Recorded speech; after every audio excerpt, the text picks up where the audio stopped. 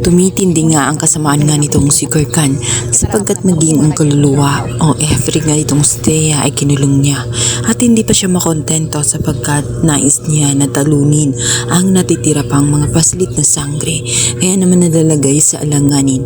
Samantalang si Perena ay nakabalik na nga sa Lareo at labis siyang nagtaka kung paano naging kakampi at bakit tinulungan ni Danaya itong si Metena na dati naman itong kaaway nila. Ayon kay Danaya, ikinapkop niya itong si Metena dahil kailangan nila ito ngayon sapagkat itong si Metena ay nakakakita na sa kung anong mangyayari sa hina. Siya na ang naging kapalit nga dito kay Mata. Si Bathalaw mang kasapian na noon nabubuhay pa ito ay may kakayahan na makita ang hinaharap. Ngayon ay inipasa na nga sa kanyang kapatid na si Metena.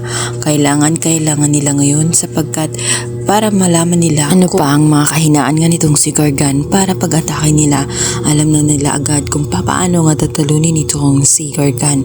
Samantalang iniyaya na nga ni Danaya ang kanyang mga kapatid maging itong si Alena na magtungo na nga sa mundo ng mga tao matapos nga makita nga nitong si Mata na may gagawin na namang hindi maganda itong si Gurkhan at hindi sila makakapayag. Subalit hindi nila magkakatanggap sila ng malaking tulong mula sa Devas sapagkat bago pa man sila makaalis sila ay biglang magugulat sa napakatinding liwanag na dumating at dito nga ay bubungad sa kanilang harapan ang kanilang kapatid na si Amihan at hindi umano sila aalis hanggat hindi kasama nga itong si Amihan. Sa kabilang banda, nag-iimbestiga nga itong si Armea kung sino nga ba ang nasa likod sa mga tao na gustong pumatay sa kanyang buhay at gustong mawala siya sa trono at agad niyang naisip na walang ibang may galit sa kanya na malaki kundi nga itong si Pinunong Tabon kung saan lahat ng desisyon niya ay kinokontra.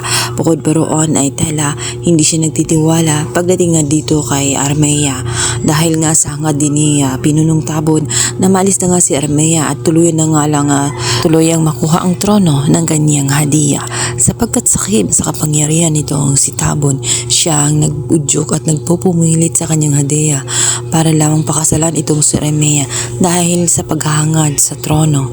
Kaya naman gagawin nito ang lahat, maalis lang sa pwesto itong si Armea.